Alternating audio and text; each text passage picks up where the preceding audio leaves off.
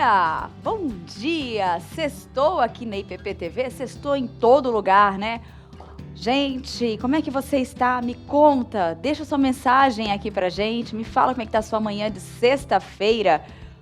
Tá ligadinho que começamos o nosso Tudo Mais aqui na IPP-TV, essa TV missionária, e eu, Tainá Félix, conto com a sua participação aí aonde você estiver. Seja a participação mesmo na escrita, aqui na interação no chat, seja na participação só de ouvir, mas é importante que você tenha uma manhã muito especial aqui com a gente, com muito conhecimento, com muita troca, com frases de reflexão. Então, é bom estarmos juntos nessa manhã, é bom aproveitarmos esse tempo tão precioso aqui, com a companhia de outras pessoas também. Nós teremos o nosso reverendo Nilson Júnior, que ele continua na nossa quarta e última bate-papo, interação sobre a reforma protestante, para a gente fechar esse tema. E claro, também nós teremos os nossos quadros, que são sempre produzidos e feitos com muita dedicação para você. E claro, começamos então com a nossa frase de hoje. A religião não é conhecimento doutrinário, mas sim sabedoria nascida da experiência pessoal. E essa frase é de Martinho Lutero. Fica aí para a gente refletir. Nós sabemos que nós aprendemos, ouvimos a palavra, mas cada um tem o seu tempo de entendimento, tem o seu momento de que, fez sentido essa frase, fez sentido esse versículo, como isso agora está sendo tão essencial para esse momento que eu estou vivendo na minha vida. Então, é muito bom a gente pensar nisso também e pensar também no sentido da religião, que a gente está debatendo muito aqui nas nossas conversas também da reforma. Então, pode chegar, esse é o momento, ainda dá tempo ainda de você compartilhar este conteúdo com mais pessoas para que elas tenham acesso a esse conteúdo também, para que elas possam também interagir aqui com a gente, tá bom? E agora, nosso Viver Bem Mais, a nutricionista Mariana Sanaiotti, ela preparou um material para a gente muito bom, falando sobre a semana no caso, o Dia Mundial da Alimentação, mas a Semana da Alimentação. Ela traz essa reflexão para a gente, justamente para a gente pensar na questão da importância da gente cuidar com os nossos alimentos, cuidar daquilo que nós comemos, da quantidade de alimentos que nós movimentamos em nossa casa e um alerta especial também quanto ao desperdício. Então, fique ligadinho, porque agora é hora da gente estar juntinho ali com a Mariana, absorvendo, refletindo esse material tão bom que ela preparou para nós.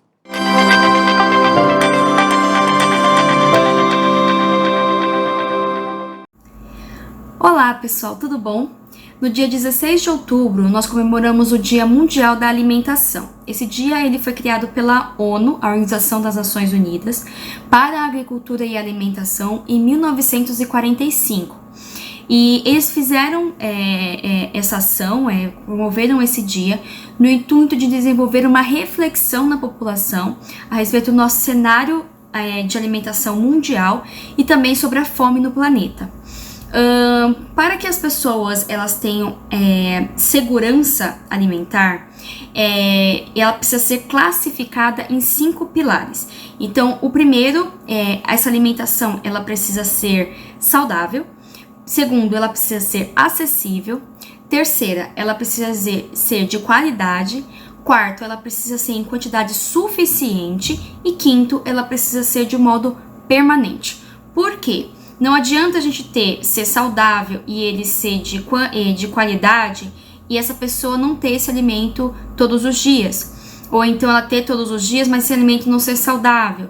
Então, a gente classifica como segurança alimentar a alimentação que contenha todos esses 5 pilares. E para isso, eu venho trazer aqui a reflexão para vocês sobre isso, principalmente por conta do tema que foi escolhido para 2022, que é Ninguém é Deixado para Trás.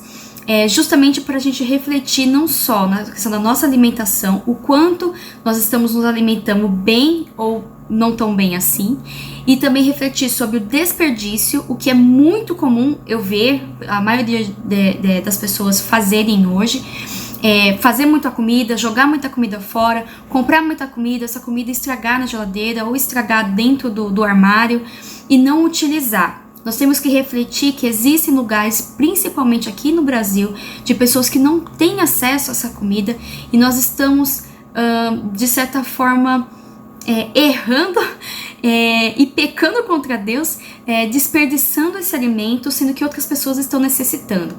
E eu também quero fazê-los refletir sobre a forma como nós podemos ajudar essas pessoas. Então, nem todas as pessoas que às vezes têm uma boa alimentação em casa tem como ajudar o outro, mas se você está vendo um vizinho, se você está vendo uma pessoa que está na igreja, se você está vendo alguém talvez na escola, no trabalho, pessoas próximas que estão passando por um momento difícil e você sabe que elas não têm esse acesso à alimentação, este é o momento de refletir o que nós podemos fazer para ajudá-la. A oração é importante, o jejum é importante, ir na igreja, ler a Bíblia, tudo isso é importante, mas nós também temos que demonstrar o nosso amor, o nosso servir ao próximo, e para isso nós precisamos de mais atitudes para melhorar o mundo e assim melhorar não só para nós, mas também para o próximo. Então, nesse dia, nós comemoramos no domingo, o Dia Mundial da Alimentação, vamos refletir mais sobre o nosso servir e o nosso amor ao nosso próximo.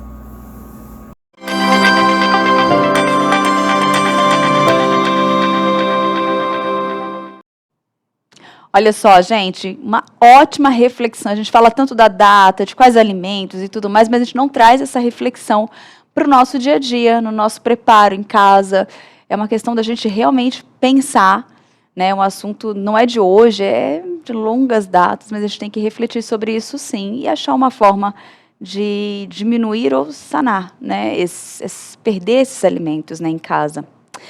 Mas agora eu quero mandar um abraço para você que está nos acompanhando, a Noemia, que está com a gente, Oliveira, bom dia, graça e paz, nosso Senhor Deus, a Maria Cássia também dando um bom dia para todos nós, a Ivonete também dando aquele bom dia gostoso, a Maria Cássia, Deus abençoe nosso dia, amém, a Patrícia Vieira está aqui com a gente, a Aparecida Parra, bom dia Tainá e equipe, graça e paz ao Senhor Jesus. Bom dia a toda a equipe do Tudo Mais. Aqui na Bahia está sol, em Camacana, Bahia, da Igreja Presbiteriana de Léo Ventura, da nossa querida Cleide Rocha. E a Natália Timba, bom dia. Esse estudo com o pastor Nilson Júnior tem sido muito bom. Sempre bom aprender mais sobre a reforma. E o João Mendes também. A paz do Senhor Jesus Cristo. Amém, né? E glória a Deus e toda a palavra. E já tem todo mundo chegando aqui. A Delva também dando um bom dia, toda a equipe do Tudo Mais, diretamente de Uruará, lá no Pará.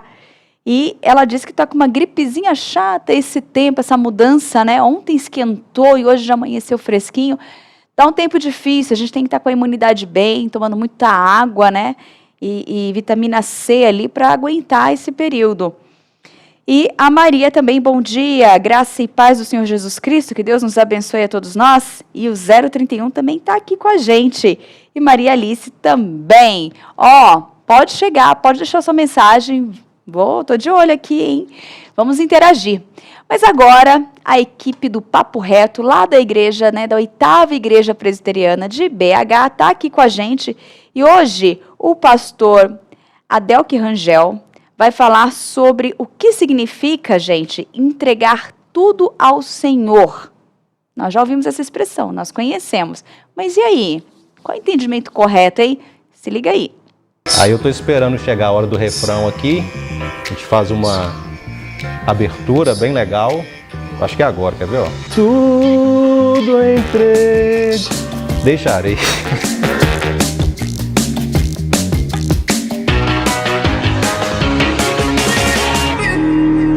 Tudo entregarei. Sim. Errou! Jesus bendito, tudo entregarei. Muito bem, entregue tudo ao Senhor. É o nosso papo reto aqui nesse momento. Vamos falar um pouquinho desse assunto tão importante.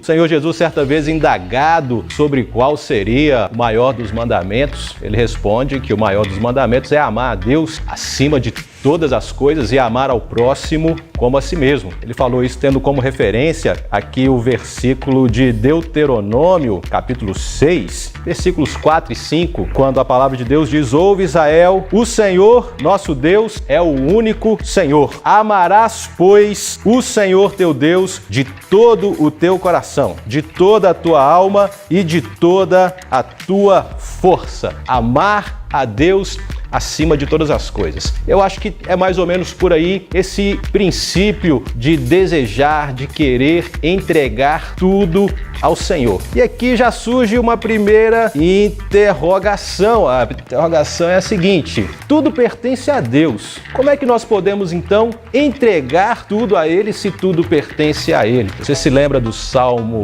24, versículo 1? O salmista nos lembra ali: ao Senhor pertence a terra e a sua plenitude, o mundo e todos os seus habitantes. Tudo pertence a Deus. Então, como é que nós podemos entregar tudo a Ele? Eu acho que uma das expressões melhores é quando nós demonstramos de fato que o amamos acima de todas as coisas, que o amamos com toda a nossa força, com todo o nosso entendimento, pois, na verdade, a gente só dedica tempo, a gente só dedica dinheiro, a gente dedica qualquer coisa àquilo que a gente ama. Você ama seu carro? Quanto tempo você fica aí cuidando do seu carro? Você ama seu trabalho? Quantas horas você passa no seu trabalho? Você ama sua família? Quanto tempo você dedica à sua família? Você ama a Deus? Quanto tempo você dedica da sua vida a Deus? Nós temos ao longo da história da Bíblia homens que demonstraram esse amor a Deus, esse desejo de entregar tudo a Deus. A história de Caim e Abel, os dois que foram oferecer ali sacrifícios a Deus, e a palavra de Deus diz que Abel dedicou a Deus aquilo que ele tinha de melhor. E Deus então se agradou da oferta de Abel e não se agradou da oferta de Caim, mostrando ali já um princípio importante, que quando nós queremos ofertar algo a Deus, nós devemos levar diante dele aquilo que nós temos de melhor. Lembra-se também da história do patriarca Abraão, o grande Abraão, que foi chamado para deixar tudo, para sair da sua casa, do meio do seu povo, da sua parentela, ir para um lugar que ele nem sequer conhecia. E ali naquela trajetória de fé, aquela trajetória de coragem, Abraão vai demonstrando ali a sua confiança total na promessa de Deus, porque Deus havia dito: eu vou fazer de você um grande homem, todas as nações da terra serão abençoadas pelo seu meio. E se já não bastasse todos os testes, todas as provas que esse grande patriarca passou, ele teve que enfrentar um grande desafio como prova do seu amor a Deus. Deus então pede o seu filho, o seu único filho, filho da promessa,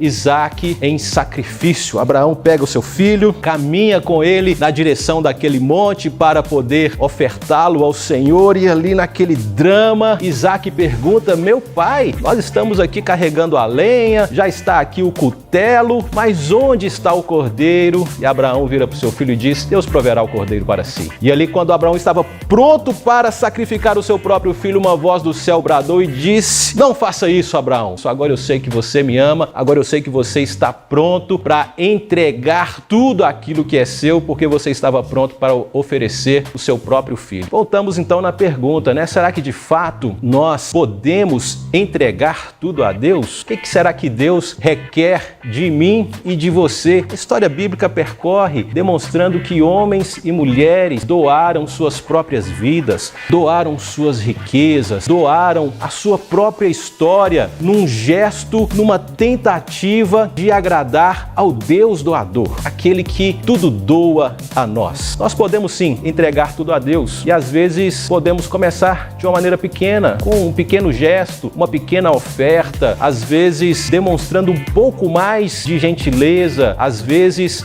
tentando nos libertar dessas pequenas coisas que tentam nos prender aqui neste mundo. Quem sabe você pode começar a oferecer a Deus quando você oferece algo ao próximo, pois o mandamento é um só: ame a Deus acima de todas as coisas, mas ame ao seu próximo como a ti mesmo. A Bíblia diz: se alguém não ama ao irmão que vê, como essa pessoa vai amar a Deus a quem não vê? Então nós demonstramos o nosso amor a Deus quando nós Entregamos parte daquilo que é nosso também às pessoas, aos pobres, aos necessitados. É muito legal isso, e somos desafiados sim a entregar tudo a Deus. Essa foi uma prática constante na vida do povo de Deus. Primeiro com as ofertas lá no Antigo Testamento, as pessoas sacrificavam a Deus, doavam suas ofertas. Em épocas de mobilização, na construção do templo, as pessoas doavam, entregavam ali seus recursos, entendendo que aquela obra era uma obra de Deus. E eu gosto demais mesmo, quando Deus olha para nós e recebe aquilo que nós ofertamos a Ele, e recebe aquilo que nós oferecemos a Ele. O que me deixa mais impressionado que todas as pessoas na Bíblia que ofertaram a Deus grandes coisas, ofertas grandiosas, uma pessoa recebeu um destaque especial, a ponto do Senhor Jesus dizer a respeito dela: essa mulher entregou tudo o que ela tinha.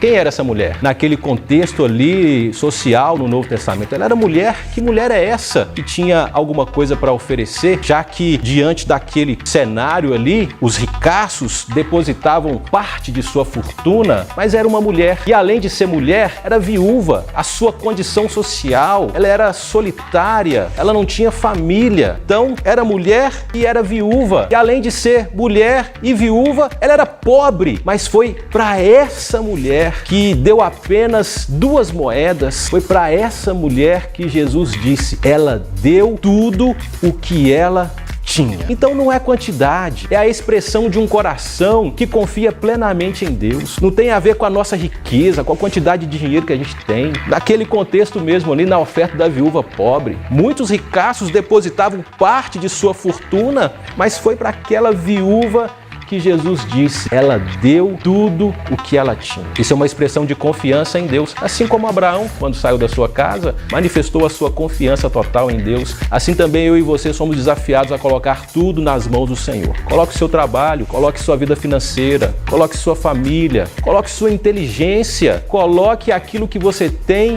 nas mãos do Senhor. Para finalizar, uma figura muito legal. Eu gosto de basquete, a minha estatura é apropriada para esse tipo de esporte. Já fui bom nas cestas. Mas uma bola de basquete nas minhas mãos, o que é uma bola de basquete? Poucas cestas, mas uma bola de basquete nas mãos do LeBron James vale milhões de dólares. Então, não importa o que, importa nas mãos de quem está. A nossa própria vida é assim, nas nossas próprias mãos é apenas nossas próprias vidas, mas quando colocamos as nossas vidas nas mãos de Deus, Ele vai poder fazer grandes coisas, assim como aqueles 5 pães e 2 peixes que nas mãos daquele jovenzinho era apenas 5 pães e 2 peixes, nas mãos do Senhor alimentou uma grande multidão. Coloque tudo que você tem nas mãos do Senhor e certamente você vai falar assim: eu estou no lugar certo, eu estou nas mãos do meu Deus. Que o Senhor Jesus te abençoe. E aqui foi mais um Papo Reto. Foi reto, pessoal? Acabou aí? Deu certinho o tempo? É bom. Ai, que legal, né? Gente, eu gosto muito desse programa. Você também? Você pode também acompanhá-los, além, né, de estar aqui com a gente assistindo todos os dias, mas você pode acompanhá-los também no canal do YouTube deles. É a 8ª Igreja Presbiteriana de BH. Lá você consegue acompanhar não só esse programa, esse quadro, mas tantos outros que eles produzem também. São parceiros aqui da IPPTV, né? São nossos irmãos. Então vamos prestigiar também, ajudá-los a crescerem também nas redes, para que fiquem mais relevantes, né? A gente precisa de conteúdos bons, assim, que se propaguem. Então vamos ajudar nessa missão. Vai lá, né? Depois que acabar, né? Aqui, não agora. Agora não pode. Agora continua aqui, porque eu tenho um recado para você. E o nosso recado é do nosso parceiro aqui, Finger Morumbi. Você que está pensando em investir em imóveis, você que está economizando, fazendo projetos para decorar a sua casa, o seu escritório, o ambiente onde você passa tempo ali, que você precisa, né, mexer. Chegou a hora, gente. Pode contar com eles, são parceiros aqui da IPPTV. E, claro, são profissionais que estão há muitos anos nessa área, desenvolvendo um trabalho diferenciado. Então, vamos conhecer um pouquinho mais sobre eles. Fundada em 1978, a Finger Móveis Planejados tem inovação em sua vocação.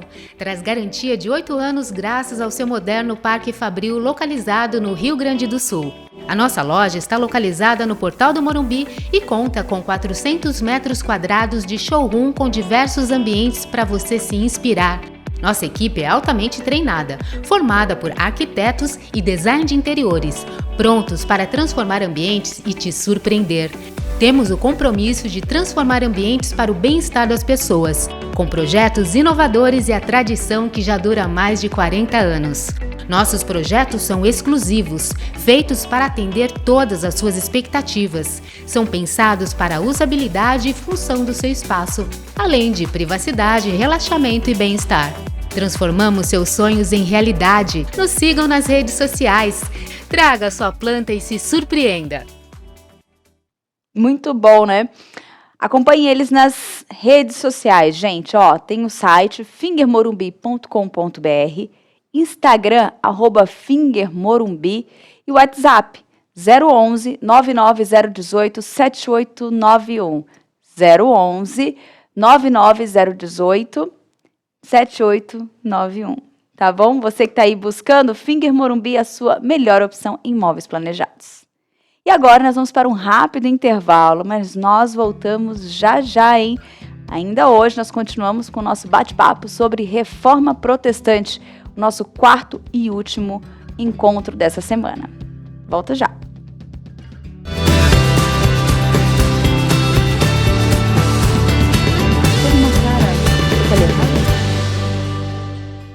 Eu amo estar na igreja, Assim, eu amo participar das atividades e dos cultos, mas eu me sentia meio deslocada. Faltava aquela sensação de pertencimento. Afinal de contas, já não podia mais participar do grupo de jovens e já não me encaixava mais no grupo de casais. Por outro lado, quando me falaram do Uno, um novo olhar, confesso que fiquei meio desconfiada. Afinal de contas, do que se tratava? Era o grupo casamenteiro? E definitivamente esse não era o meu foco. Mesmo assim, resolvi conhecer e não sair mais. Lá encontrei pessoas que estão vivendo um momento de vida em condições parecidas com a minha. Trata-se de um grupo que promove crescimento espiritual, relacional, atividades de lazer e comunhão, com foco em adultos solteiros, divorciados e viúvos, e que buscam uma vida plena com Jesus Cristo. E sobre aquela questão dos relacionamentos, só posso dizer que esse novo olhar fez muita gente se enxergar dentro do grupo.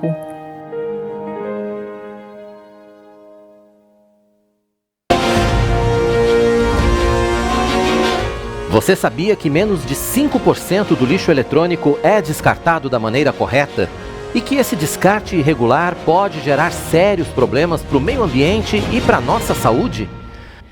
Pois é, pensando nisso, a Igreja Presbiteriana de Pinheiros e a Associação dos Amigos de Alto dos Pinheiros, a SAAP, promovem até o próximo dia 31 uma campanha de descarte de lixo eletrônico. Traga celulares, tablets, computadores, lâmpadas, pilhas, baterias e outros produtos eletrônicos que você precisa jogar fora e não sabe como. Nós vamos dar a destinação correta para esse lixo. A recepção dos materiais vai ser aqui na IPP, todos os dias entre 8 da manhã e 5 da tarde. Participe!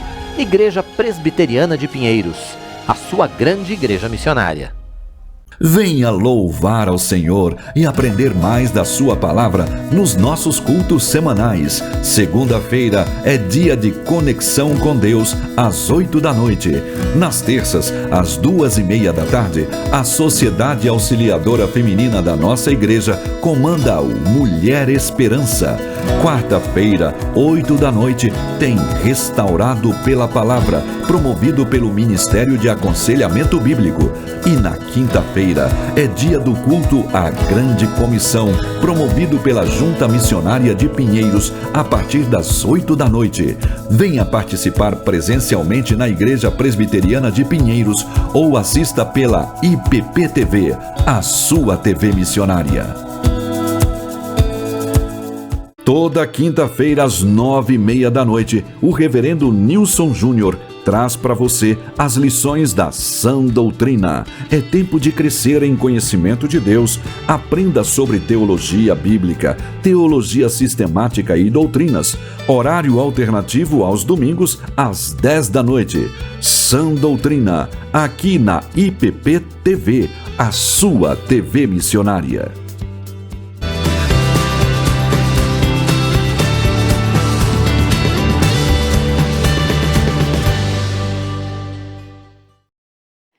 Estamos de volta e você está aqui ligadinho acompanhando a nossa programação.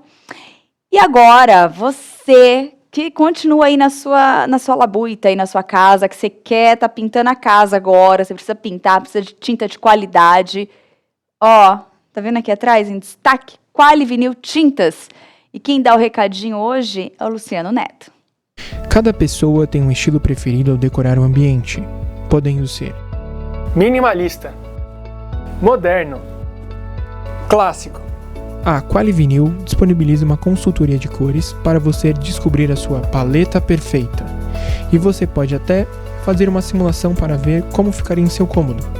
Acesse www.qualivinil.com.br. Inspire-se, transforme, decore, use Quali Vinil.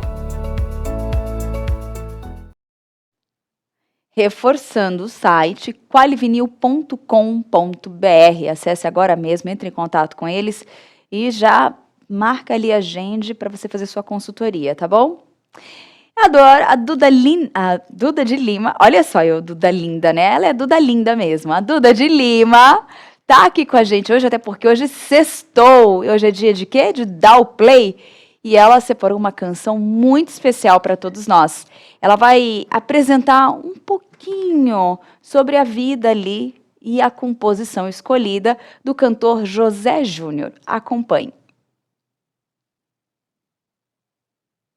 Aí, acompanhe daqui a pouquinho, né? Porque você sabe que acontece ao vivo, né? Deu uma travadinha, o vídeo já vai entrar. Nós vamos conhecer um pouquinho mais sobre a obra desse cantor José Júnior. Sabe o que eu gosto desse quadro? Eu gosto muito porque tem vários cantores, assim, vários não, mas alguns até agora que eu não conhecia. E aí, com o Dá o Play, ela apresenta, né? Ela seleciona alguns cantores e ela apresenta pra gente músicas, cantores cristãos que estão aí, que tem música cristocêntrica, que vem fazendo um trabalho muito especial, muito bonito para todos nós.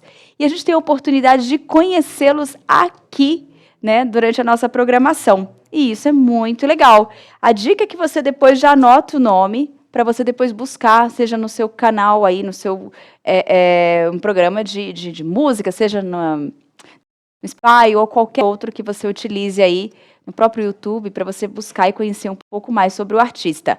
Quero aproveitar e mandar um abraço para a Maria Alice, que está aqui. Bom dia, Jesus abençoe sempre. A Amália, bom dia, gente linda, Deus abençoe.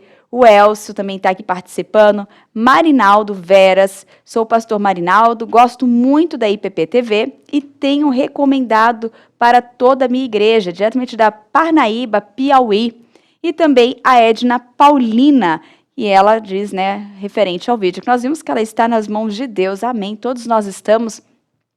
E Marinaldo, que bom, quero agradecer a sua participação assídua aí, você que está compartilhando esse material com mais pessoas, nós agradecemos muito essa sua dedicação, esse seu empenho também em nos ajudar aqui, tá bom? E agora nós vamos para um rápido intervalo, mas nós voltamos já já, não saia daí.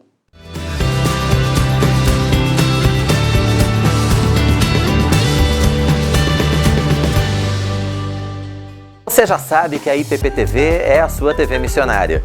E por isso investimos cada vez mais para levar a palavra de Deus em todas as línguas. Acesse a IPP-TV no YouTube e confira a nossa playlist de sermões legendados.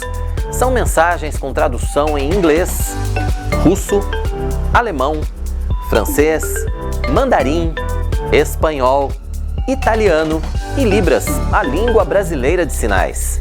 Assista e principalmente compartilhe os vídeos com seus amigos, familiares e irmãos que precisam ser alcançados em outras línguas pelo verdadeiro Evangelho de Cristo. Acesse www.youtube.com/ippinheiros e faça parte desse grande projeto missionário. E não deixe de ofertar para que o trabalho possa continuar. Envie um Pix de qualquer valor para o CNPJ que está aqui na sua tela. Lembrando de acrescentar 10 centavos para que possamos identificar a sua doação. IPP-TV, a sua TV missionária, levando o Evangelho a todos os povos.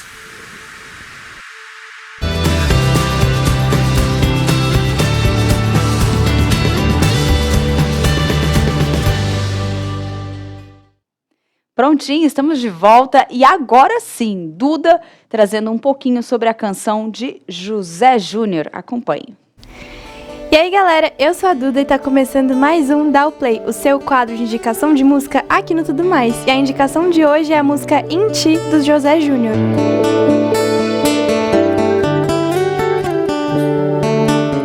Em 1995 nascia José Júnior, lá no interior de Minas, mas a música entrou mesmo na sua vida na adolescência. Seu pai arrumou um violão velho e sem cordas e desde então o garoto não parou de cantar e compor.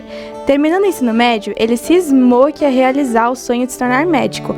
Hoje ele está se formando em medicina e no seu tempo livre lança umas musiquinhas nas plataformas digitais falando um pouco da sua paixão por Jesus. E pra você entender um pouquinho mais do que eu tô falando, pode dar o play e conferir esse trechinho que a gente separou especialmente pra você. És o vento que sopra em minhas velas, és o ar dentro dos meus pulmões, és o sangue que corre furioso à procura do meu coração. És o vento que sopra em minhas velas, és o ar dentro dos meus pulmões, és o sangue que corre furioso à procura do meu coração. Em ti eu vivo, em ti eu me movo, em ti existo. Em ti eu vivo, em ti eu me movo, em ti existo. Em ti A música Em Ti nos lembra que sem Jesus nós não nos movemos, nós não existimos, nós não vivemos. E é isso que eu quero que fique na sua mente hoje. Hoje o Dá o Play fica por aqui e até a próxima.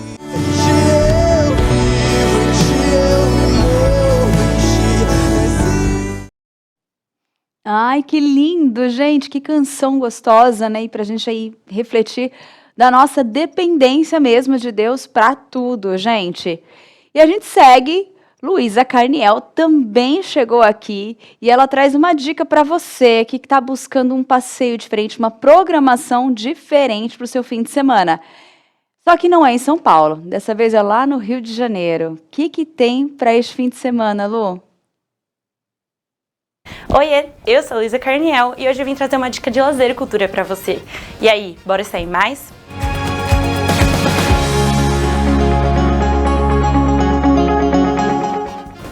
Bom, a dica de hoje é de novo para os cariocas, porque tá rolando a exposição Amazônia do Sebastião Salgado no Museu do Amanhã. A exposição Amazônia passou pela Itália, em Roma, passou pela França, em Paris, passou por São Paulo e agora está no Rio de Janeiro e é imperdível. O artista foi para a Amazônia em mais ou menos 7 expedições e tirou quase 200 retratos ali daquela região, das pessoas que moram ali. Traz o desconhecido e um aspecto novo sobre a região, você não pode deixar de conferir. Os ingressos custam R$30 a inteira, R$15 a meia e de terça-feira é de graça, então você tem que ir lá. O endereço do Museu do Amanhã é Praça Mauá, número 1, centro do Rio de Janeiro. A exposição está de terça a domingo, das 10 às 6 da tarde. Não perca, tenho certeza que vai ser um rolê muito divertido para você e para toda a sua família. Bom, a dica de hoje fica por aqui. Até a próxima. Tchau, tchau.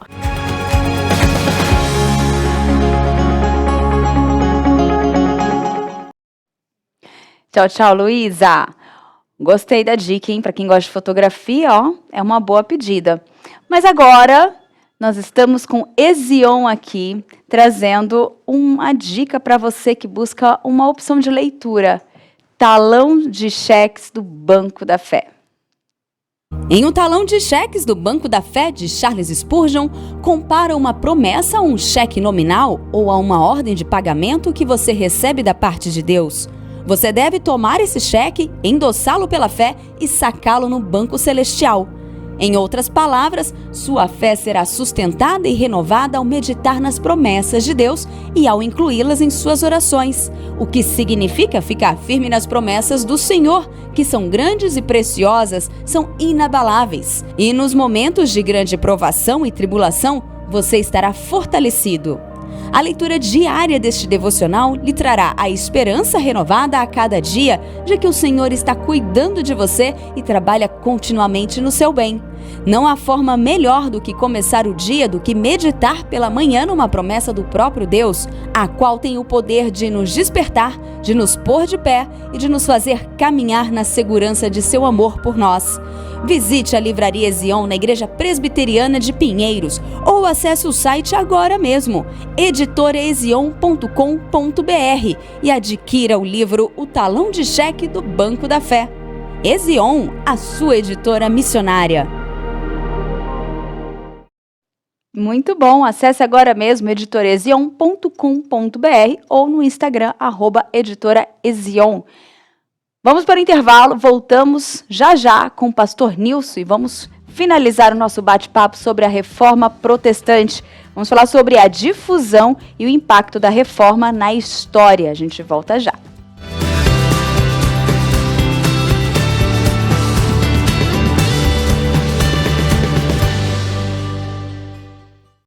Bela, em quantos dias Deus criou o mundo? Professora Mirella, Deus criou o mundo em 6 dias e no 7º ele descansou. E agora uma pergunta para o Daniel. O que Deus criou no primeiro dia? Professora Mirella, ele criou a luz. Era tudo escuro. Ele falou, haja luz, e houve luz. Se você tem filhos entre 8 e 12 anos, ou não tem filhos, mas deseja abençoar uma criança, para participar desse projeto, basta entrar no nosso site e fazer a inscrição. Vamos estrear o programa de TV A Escolinha de Jesus. São 20 vagas para 20 personagens nessa primeira temporada. Inscrevendo uma criança, vocês estarão investindo numa nova geração em Cristo. Nosso foco está no reino. Entre no site da Academia Cristã de Artes, mzaca.com.br, e abençoe uma criança. Estaremos te esperando. Mamãe, papai, eu quero aprender. Me leva na escolinha da igreja, vou crescer. Mamãe, papai, eu quero aprender. A Bíblia me ensina, com Jesus eu vou viver.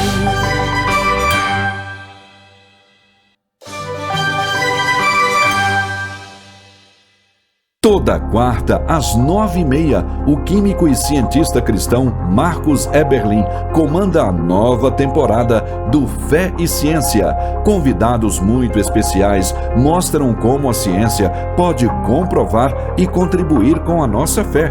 E você pode rever as primeiras temporadas de segunda a sexta, à 1h, quartas às 8h30 da manhã, sábados ao 12h30 e aos domingos às 9 da noite. Fé e Ciência, aqui na IPP TV, a sua TV missionária. Toda terça às 8 da noite, os reverendos Arival Dias Casimiro, Mariano Alves Júnior e o licenciado Samuel Lopes te desafiam a se envolver com a obra de Deus no programa Você é um Missionário. Entrevistas ao vivo, testemunhos, sorteio de livros e a sua participação pelas redes sociais. Horário alternativo, às terças, 8h30 da manhã e aos domingos, às 4 da manhã e 1 da tarde. Você é um missionário, aqui na IPP TV, a sua TV missionária.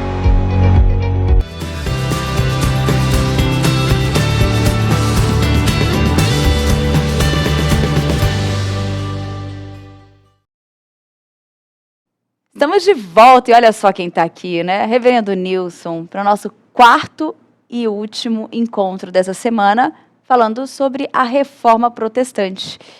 Foi gostoso, foi bom, especial, as pessoas já comentando, já aguardando aqui essa nossa conversa, esse momento de muita explicação, né? De recordar pontos já conhecidos, de conhecer pontos novos também. Obrigada, pastor, mais uma vez. Obrigado, Tainá, obrigado. Foi bom para nós, né? Espero que também esteja sendo aí para aqueles que estão nos acompanhando. A gente sabe que às vezes, né, quando fica um assunto histórico, né, e tentando aprofundar, às vezes corre o risco, né, de tornar maçante. Espero que não tenha sido assim tão maçante assim e espero que a gente tenha ajudado, né, e terminar aí no dia de hoje aí com chave de ouro, falando um pouquinho, né, do legado da Reforma Protestante. Muito bom. Como é que você falou? Eu espero que não tenha sido... Maçante. Maçante. Olha, pastor, eu acho difícil, porque todos os dias nós tivemos pontos novos né? E diferentes. Tentamos não repetir. É. Né? Exato. Então acho que foi muito bom mesmo. Amém, que bom.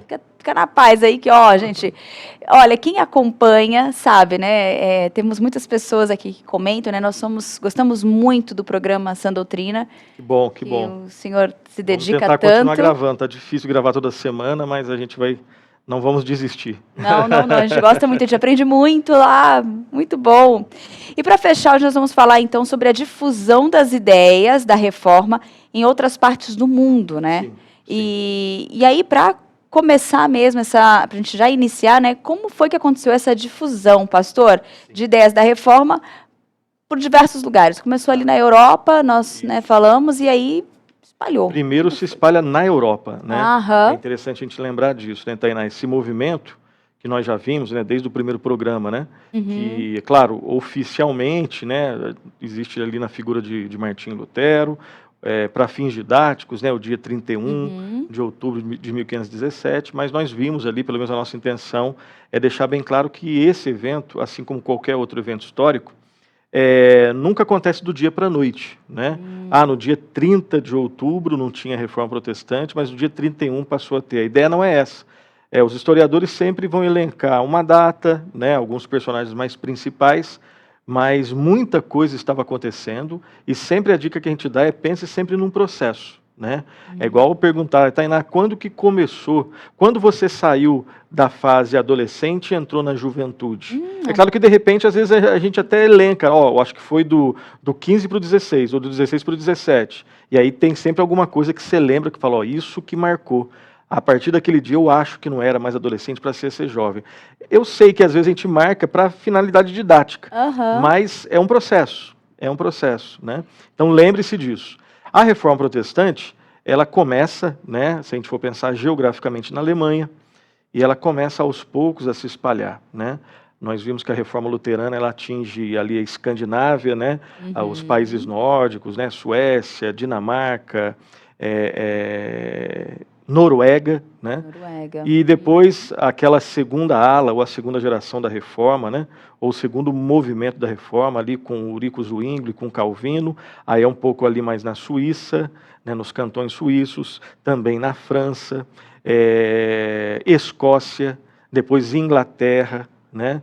Claro que a gente não está citando todos, né? Outros países aí, tem um livro muito interessante da editora Cultura Cristã, Calvino e sua influência no mundo ocidental. Então aí você vai ver ali a reforma chegando, inclusive na África, né, em outros países que normalmente nós não estudamos tanto assim, porque não cabe tudo, né, dentro da nossa, entre aspas, a gente está brincando, não cabe tudo na nossa cabeça, né? Às vezes você tem um curso de 6 meses, não vai caber tudo, o professor vai ter que fazer uma escolha, quem vai escrever um livro, mesma coisa, não vai dar para escrever um livro de 2.000 páginas, até daria, mas quem que vai lançar, enfim, né? Então, mas quando a gente começa a mexer, a gente sempre percebe esse espalhar, essa difusão da reforma. Mas é interessante o link que eu quero pegar aqui, que eu quero propor aqui, depois, com Calvino e os seus descendentes, né, espirituais, intelectuais, nós vemos a reforma chegando na Inglaterra, né? Primeiro, na Inglaterra, existe ali o Henrique VIII, né, a história é bastante extensa, a gente vai aqui super resumir, existiu o nascimento da Igreja Anglicana, né? Então, Henrique VIII, ele era casado com Catarina de Aragão, né? E dizem as más línguas, digamos assim, que era um casamento meio que arranjado, né? E Henrique VIII tinha outras mulheres, ele se apaixonou por uma jovem, que dizem era muito bonita, Ana Bolena, né? E ele queria a aprovação do Papa. E o Papa, obviamente, não ia aprovar, né, esse casamento. Esse é o detalhe, né? Esse é o detalhe pitoresco ali. Mas, obviamente, o Henrique VIII, como o líder da Inglaterra, não queria mais pagar tributo para Roma. Então, você soma essas questões políticas, pessoais, amorosas, né? Que dão base aí para séries, né? Enfim, tem um filme chamado A Outra, que fala da Ana Bolena, enfim. E então você junta, né? Você soma essas questões pessoais com as questões de ordem política, de ordem social, de ordem econômica, né? Essa insatisfação do rei querendo se emancipar, né? Querendo ter uma certa autonomia. e não mais pagar tributo a Roma, o fato é que o rei rompe com Roma, rompe com o Papa, ele se intitula agora o líder da Igreja da Inglaterra, e aí começa, uma certa, entre aspas, reforma, né? Que é a primeira reforma anglicana. O anglicanismo, estou falando assim com muito respeito, mas ele ainda tem nele, né, ali no século XVI, e até os dias de hoje, muitos elementos romanos, né, tanto na sua teologia quanto no seu culto e etc. E o fato é que os reformados, quando chegam na Inglaterra e se deparam com aquele quadro, eles percebem que a reforma parece que não foi tão reforma assim. E aí eles querem purificar o culto, e aí desse buscar, eu estou resumindo muito, essa busca por querer purificar o culto, porque nós lembramos lá de Calvino, né? O culto deve ser simples, deve ser bíblico, sem muitos apetrechos, nada disso. As escrituras no centro, a pregação da palavra, o cantar dos salmos, enfim. E aí esse grupo, influenciado muito por Calvino, influenciado muito pela Academia de Genebra, eles notam que o culto ele tem muitos elementos que não têm base bíblica, eles querem purificar, daí surge um apelido, né? Você é uma puritana, vocês são os puritanos. E aí cria-se um clima complicado, um clima tenso ali, né? E clima tenso é uma expressão bem leve, né? Porque realmente é um clima bastante de inimizade. Inclusive pessoas morrem nisso de um lado e de outro, né? O fato é que os puritanos eles começam a ser perseguidos, né? Nesse contexto você tem John Bunyan, né, que escreveu O Peregrino, que era um pregador itinerante também, e ele é proibido de pregar, né, porque ele é um puritano, ele não assina um documento oficial ali da igreja, inclusive é quando ele está preso, é que ele escreve o clássico O Peregrino, enfim, né, e dava para a gente falar outras coisas, mas o fato é que muitos desses puritanos, eles fogem lá para as 13 colônias, ali, né, é fundado um pouco depois os Estados Unidos da América do Norte, e eu sempre, né, faço essa relação bem rápida aqui, né, pulando vários anos, né, e aí já no século XIX você tem ali o Ashbrook Simonton numa aula lá de teologia sistemática do Charles Hodge, e ali nessa aula de teologia sistemática ele tem um chamado missionário, a princípio seria para o Equador, mas uma mudança ocorre, ele vem para o Brasil, a Igreja Presbiteriana é fundada e o resto é história, né? Inclusive em agosto, né, nós comemoramos a chegada do Ashbrook Simonton. Mas só para a gente ver essa relação, né, esse espalhar. Então esse espalhar se deu considerando as tensões sociais que existiam, esse espalhar, essa difusão também se deu quando a gente olha para os livros que eram escritos, muitos livros escritos, e a gente destaca novamente aqui as institutas, né? Falei aí do Peregrino de John Bunyan, Richard Baxter escreveu demais, vários outros peregrinos escreveram demais, Samuel Bolton, enfim, e John Owen escreveu muito sobre isso, mas a gente sempre destaca aí as institutas da religião cristã, um livro que começa com a primeira versão com 8 capítulos, depois a última versão tem 80 capítulos, né? Um livro que no seu prefácio Calvino endereça ao príncipe e o jeito que ele escreve ali, de alguma forma influencia muito na língua francesa, né? Assim como Martim Lutero influenciou bastante o alemão, João Calvino influencia bastante o francês, e eu termino falando dessa difusão, lembrando dos catecismos, né, e das confissões de fé. Né, vários catecismos foram escritos, destaco aqui o Breve Catecismo e o Catecismo Maior de Westminster, e o catecismo preferido de muitos reformados, que é o Catecismo de Heidelberg, né, da região ali alemã de Heidelberg, onde tinha reformados, não luteranos, mas reformados calvinistas. Né? E se você não conhece, fica aí o incentivo para você conhecer. Né, são livros normalmente baratos e que vale muito a pena conhecer, meditar, né, de forma séria em cada uma das perguntas, estudar em grupo, né, em particular e em grupo essas perguntas, e a confissão de fé, ou as confissões de fé.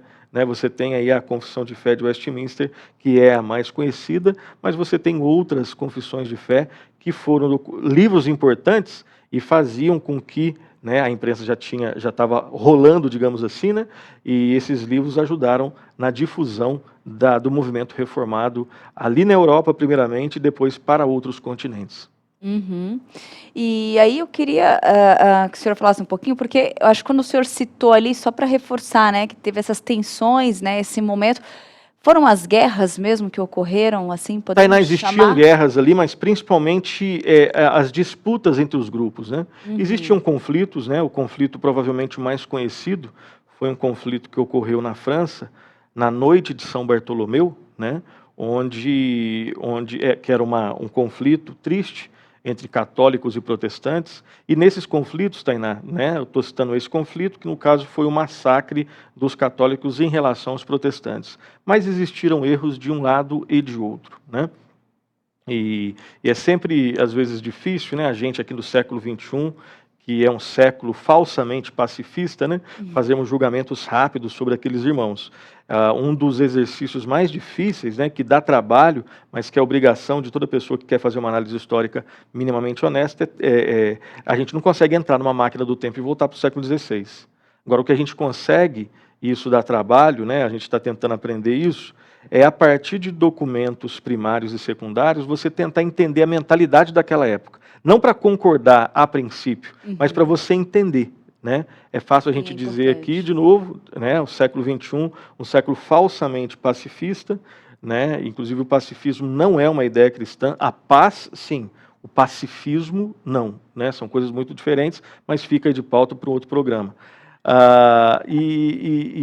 Obviamente que erros aconteceram de um lado e de outro. Existiam, sim, conflitos de ordem religiosa, onde religião, política, economia, né, questões étnicas de alguma forma, né, nacionalistas se misturavam ali, né, às vezes é fácil você fazer uma separação de uma e outra, às vezes não, as coisas estão muito misturadas. E aí tem a noite de São Bartolomeu, além de outros conflitos que existiram e que faziam com que essas tensões sociais, religiosas, faziam com que as pessoas saíssem do seu lugar e fossem para outros lugares. Na impossibilidade de você exercer sua fé em um lugar, né, eu citei esse exemplo, que talvez seja o exemplo mais clássico. Os puritanos fugiram, né? Eles queriam colonizar. Era um misto de fuga e de busca por um outro, né, por uma terra prometida, digamos assim, nos Estados Unidos, né, que ficou conhecido posteriormente como Estados Unidos. Então, olha só, fugindo, você leva a sua fé. Né? Leva a sua fé. E vai espalhando. Então isso, né? Exatamente, isso ajudou na difusão. No meio da dificuldade, você tem um elemento aí positivo. E aí até a chegada aqui em todo mundo. Chega na América do Norte, né? América Central, América do Sul, Brasil, enfim. Chega na Ásia, né? Chega na África também. Muito bom. Pastor, uma pergunta, eu até tenho uma pergunta aqui e uma pessoa fez aqui também, que eu achei muito interessante. A pergunta é, né, por que é tão importante, né, que essa data, essa reforma seja tão lembrada e que cada vez mais, culturalmente, né, ela seja passada de geração em geração e que se mantenha, né? Porque ele falou aqui, ó, além do principal autor da reforma, que foi Deus, e é Deus que usou Lutero, né? Porque as pessoas de hoje estão tirando... Por que as pessoas de hoje estão tirando essa comemoração tão importante por causa... Ele até citou o exemplo, né, do Halloween, que é uma outra data. Assim, o Halloween, né, é uma festa, né, vem de um outro contexto, e é uma festa comercial, né? E aí você tem lá a sua postura, e você tem a sua postura em relação... Né, a Reforma Protestante, obviamente, não vai ser uma data comemorada a nível nacional, provavelmente. Mas é uma data que é cara para aqueles que são descendentes, né, digamos assim, desse evento. Então, o fato de existir Halloween não impede, obviamente, né, o protestante de lembrar. A questão é como a gente lembra, né? Até porque tem que ser distinto, né? Exato, são dois públicos distintos ali, Exato, né? Então, uma coisa não vai eliminar a outra, né? Dia 31 de outubro, o protestante, né, ele vai, não somente nesse dia, né, aí você usa a criatividade, né, que Deus dá aos seres humanos, né, para saber como rememorar, como comemorar, né, um livro pode ser lançado, um documentário pode ser feito, né, entrevistas podem ser feitas, né, um programa como esse pode ser feito, né? E a ideia é que a gente não seja saudosista, né? Mas aprenda com eles, né? Eles ali exercendo a sua fé naquele contexto e servindo de exemplo, né? De orientação, né? Para nós aqui fincarmos, né, as bases da nossa fé nos nossos tempos. Porque o que vale mesmo é que foi um movimento que trouxe as Escrituras para o centro. né? Então, esse tipo de essência deve continuar marcando a igreja cristã. Então, creio que é uma data que deve ser, sim, sempre lembrada. A gente lembra em outubro, mas se pode lembrar em outros meses também. Muito bom, gente. E, pastor, é comum, eu acho que eu já vi em alguns lugares, algumas pessoas comentando assim, nós precisamos de uma nova reforma. E eu até ouvi comentários de um falando assim, que essa reforma ficou incompleta, né, quando aconteceu. Como é que a gente pode responder essa questão, ou como é que a gente pode mesmo pensar nessa questão, pastor? Eu lembro assim, eu acho que algo que nos ajuda a entender um pouco essa questão é que um dos lemas da reforma também, né, é que a igreja reformada sempre se reformando, né? Então a igreja deve sempre se reformar ou buscar essa reforma à luz das Escrituras, né? Então toda a igreja, seja no tempo em que ela estiver, no lugar onde ela estiver, uma igreja pequena, uma igreja grande, uma igreja com muita estrutura, uma igreja com pouca estrutura, uma igreja no meio de uma cidade grande, uma igreja no meio rural, enfim, uma igreja no meio de um bairro rico, uma igreja numa periferia. A igreja cristã, ela deve sempre buscar aperfeiçoamento, piedade, a partir da palavra.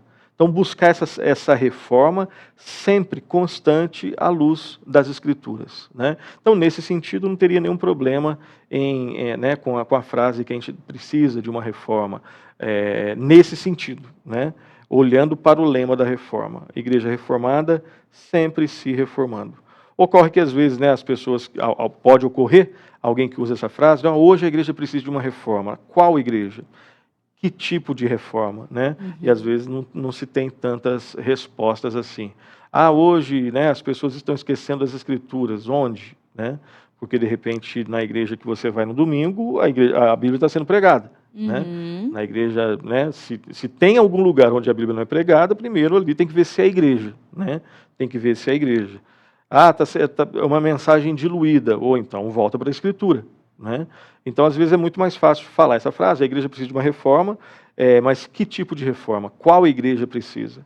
Agora, eu prefiro ficar com o lema da reforma. Né? Igreja reformada, isso vale para todas as igrejas, igreja presbiteriana, batista, todas as igrejas, sempre se reformando.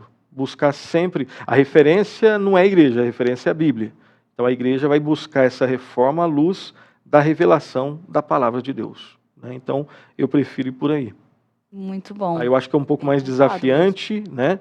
É um caminho mais claro de se seguir, é buscar uma reforma constante, individualmente, coletivamente, né? Aquilo que a gente está cantando, aquilo que a gente está ouvindo, as nossas conversas, a nossa vida, enfim, buscar sempre essa reforma à luz das Escrituras. Né? Eu prefiro ir por aí. Muito bem colocado, pastor. Tem uma pergunta do Cláudio Silva, ele colocou qual é o papel e a importância da contribuição de Jacob Armínio no contexto da Reforma Protestante. O Armínio foi um outro personagem, né? Um pouquinho depois, né? Pouco depois, que buscou também, obviamente, ser fiel, um personagem importante.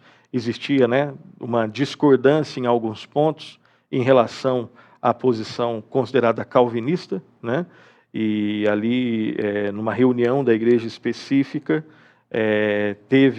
existiu uma tensão entre os seguidores ali de Calvino e os seguidores de Armínio. Aí foram elaborados, né, os 5 pontos do arminianismo, os 5 pontos do calvinismo, né? Mas um personagem sério que buscou, obviamente, viver a fé cristã. E existe esses pontos aí de discordância, né? Em relação a alguns pontos da fé dita reformada e calvinista mais especificamente, mas foi um personagem que também, né, vale a pena conhecer, né? E dentro, né, da ala evangélica e até reformada, você tem essa divisão, né, entre aqueles que são chamados de arminianos e aqueles que são chamados de calvinistas. É possível que eu sempre acredito na possibilidade de um diálogo, né? Um diálogo honesto, amigável, né? Onde você busca entender as duas partes, mas infelizmente o que a gente vê normalmente em vários lugares, né? É o aproveitamento dessa diferença para provocar uma tensão que é desnecessária, né, de uma teologia extremamente fria, né, enfim, aí eu acho que seria até um assunto assim para uma pergunta muito interessante, né? Um abraço aí para o irmão que fez essa pergunta. Mas Armínio foi um personagem importante, né? Só que um pouco mais depois, não nesse início da reforma, um pouquinho mais depois. E aí dessa tensão que existiu entre os seguidores, né, de Armínio, os seguidores de Calvino, nasce aí o que a gente chama, né, da linha arminiana e da linha calvinista, né, que a gente pode olhar para isso daí de uma forma madura ou imatura, né, e a gente tentar ser maduro aí nessas demonstrações de diferença de pontos de vista, né. Isso é verdade. Eu já vi, existem muitos canais, espaços onde existe uma visão imatura, às vezes, para tentar falar então sobre uma briga, né, desnecessária, né. Existe, obviamente, não tem como tampar que existe uma diferença. Existe uma diferença. Parte-se de pontos de... o ponto de partida de cada um é razoavelmente diferente. Então, o tipo de metodologia, né, para raciocinar a teologia é diferente. E as conclusões, obviamente, vão ser diferentes. Mas você pode, né, entender essas diferenças de uma forma madura, né, contribuindo um com o outro, ou de maneira a ficar uma rinha, né, de galo ali, só para ter likes ali na internet, aí é outro papo. Outro papo mesmo. Pastor, agora assim, quando a gente fala da reforma, eu quero até enfatizar isso, assim, os impactos dos ideais do movimento, né, da reforma, mas assim, eu digo, na vida do indivíduo, assim, hoje, como é que a gente... São vários, Tainá, né? Por exemplo, uma coisa que a reforma nos ensina, e aí um paralelo, né, fazendo uma comparação com o que se via na Idade Média, é uma atitude positiva em relação ao trabalho, né? Isso fica, e depois o Max Weber vai estudar isso, enfim, isso também dá bastante pano para manga, né? Mas lá na Idade Média, de maneira assim, bem simples, né? Vou tentar não ser simplista, mas simples. O trabalho era entendido mais ou menos assim, tinha um trabalho, né, que era bastante valorizado, que é o trabalho né, o trabalho sacerdotal. Esse era o trabalho, nota, né, nível A. O trabalho braçal, né, então o trabalho intelectual religioso, era um trabalho que estava na prateleira de cima. O trabalho braçal, beleza, mas prateleira de baixo. Essa mais ou menos era a visão, né? Na reforma isso é quebrado. E aí os reformados propõem o seguinte: todo trabalho lícito, seja intelectual, seja braçal, feito para a glória de Deus, glorifica, obviamente, a Deus. É um trabalho prateleira de cima, fazendo essa né, terminologia que eu estou utilizando. É trabalho correto. Qualquer trabalho, mesmo, no caso, um pastor, um padre, mas que faz isso não sendo para a glória de Deus, está errado. Olha só como é que inverte. Idade Média é um tipo de trabalho, de ofício, é que torna o trabalho nota 10, né, o trabalho nível A ou nível B. Então, você, por exemplo, como jornalista, claro que naquela época não tinha necessariamente como a gente tem nos padrões de hoje, né? Mas se você é uma camponesa, beleza, mas não é um trabalho assim, sabe, de primeira linha. Primeira linha tem que ser um sacerdote. Na reforma, não, todo o trabalho. Camponês, trabalho braçal, trabalho intelectual, se é feito para a glória de Deus, é aceito por Deus. Agora, um trabalho intelectual, o trabalho de um pastor que faz o seu serviço sem ser para a glória de Deus, está reprovado. E aí, no caso, quando o camponês entende que o que ele faz ali é para a glória de Deus, ele vai fazer de uma maneira diferente. E aí eu vou dar um salto bem grande, porque isso daqui é bastante discutido, debatido, estudado, mas é passivo de verificação na história. Inegavelmente, no geral, os países de ordem protestante eles experimentaram um maior desenvolvimento político também, essa é uma outra coisa que a gente não está falando, mas principalmente econômico. Né? Não é que não tinham problemas, não é que os países católicos eram miseráveis, não, a gente não está falando nada disso. A gente está falando que os países normalmente que vinham com essa visão, né, que é bastante discutido entre os marxistas, enfim, isso dá um baita de uma discussão, mas o nosso objetivo aqui não é esse. Os países de ordem protestante, todos ali, eles experimentaram um desenvolvimento diferente. né, um desenvolvimento mais positivo. Então, isso tudo nasce de uma atitude positiva em relação ao trabalho, que nasce da fé, que nasce da interpretação da Escritura. Esse é um só, existem vários outros. E o Josemar justamente perguntou isso. Pastor, quem criou a Constituição Americana? Foram os puritanos, né? Porque... as pessoas que confeccionaram, os líderes políticos que confeccionaram a Constituição Americana, eram vários, não todos eram puritanos, mas você percebe na Constituição Americana uma boa parte da mentalidade dessas pessoas. Né? Uma boa parte da mentalidade dessas pessoas. E uma coisa muito preciosa, eu não sou da área do direito, então não vou me atrever a falar sobre. A única coisa que eu vou me atrever a falar, e se tiver errado, pode colocar aí, é que o seguinte: uma das características de uma nação, uma das várias, é uma Constituição. Né? É o documento que rege aquele país, rege aqueles cidadãos. Talvez a principal característica de uma boa Constituição é que ela consegue fazer uma leitura antropológica correta. Porque, olha só, você está dentro de um país, você tem então um território, você tem gente morando ali, e agora a Tainá é responsável por escrever a Constituição daquele país. Se a Tainá ela conseguiu entender quem são aquelas pessoas, o que é o homem, o que é o ser humano ali, ela vai colocar naquele documento e provavelmente aquele documento não vai ser tão mudado assim. Agora, quando o documento é sempre mudado e alterado, parece que você não conseguiu captar. Né? E aí isso é muito interessante. Se essa tese estiver certa, parece que aqueles homens conseguiram captar o que é o ser humano, baseado boa parte nas Escrituras Sagradas. Né? Então não tem aquela lorota de que o homem nasce bom, né, a sociedade que o corrompe, né, que você deve ter essa, olha só, liberdade de forma irrestrita. Não, nada disso. Né?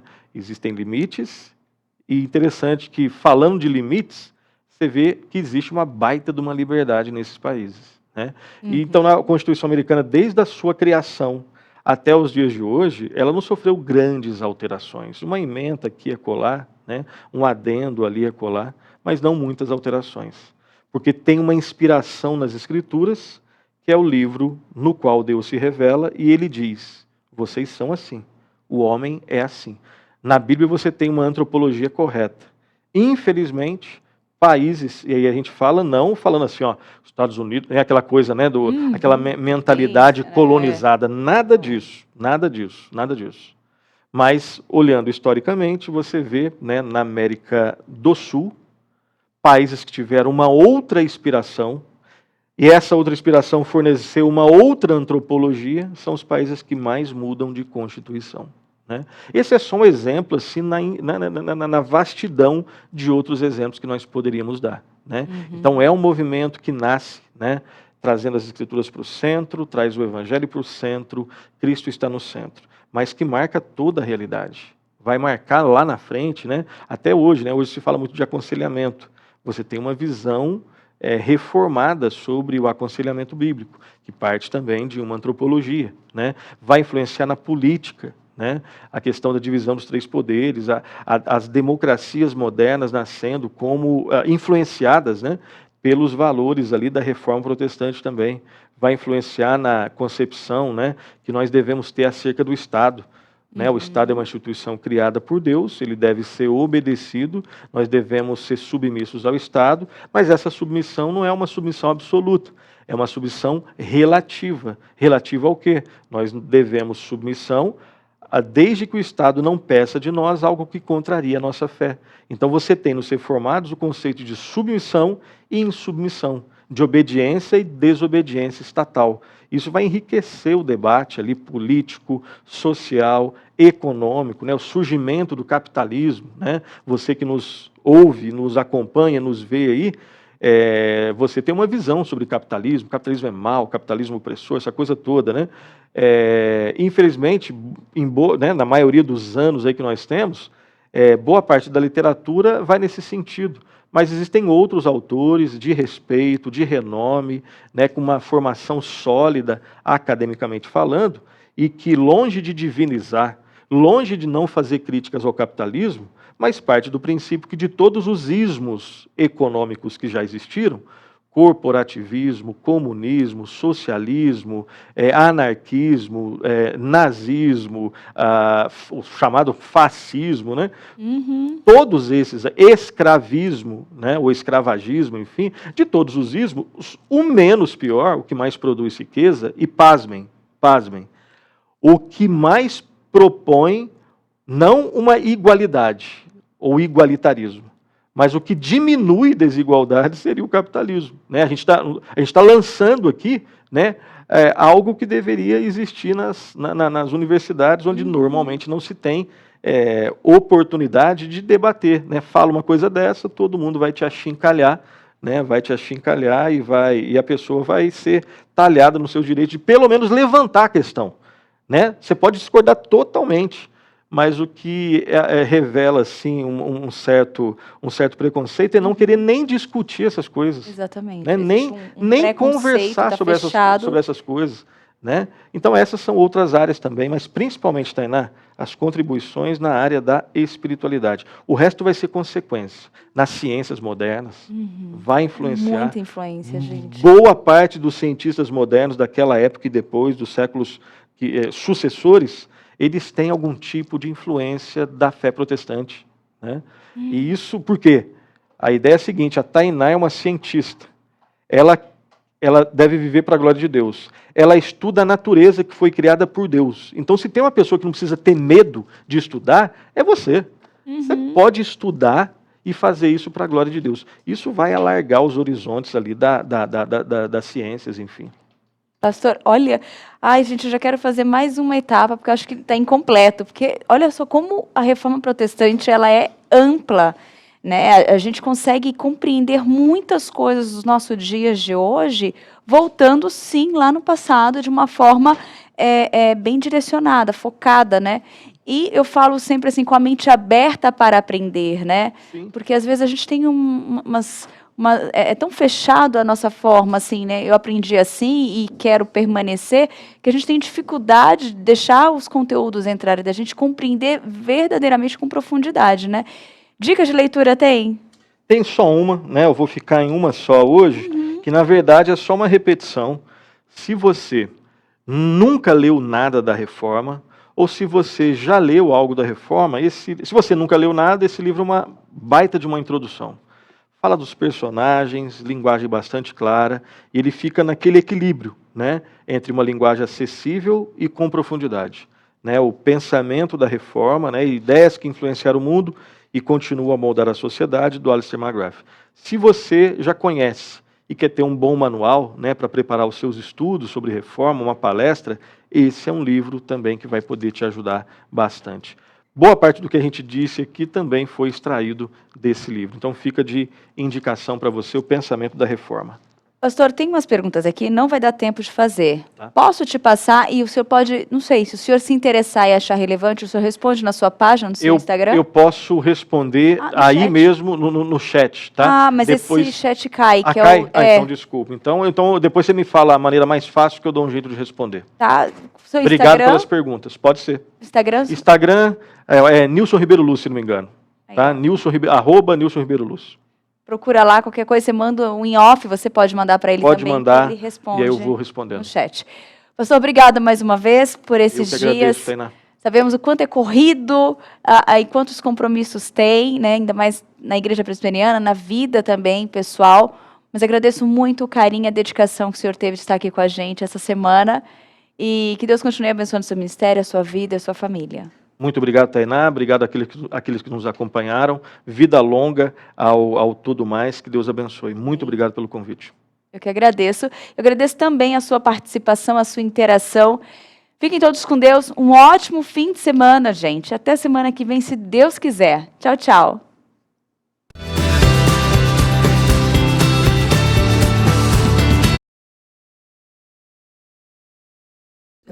Mas é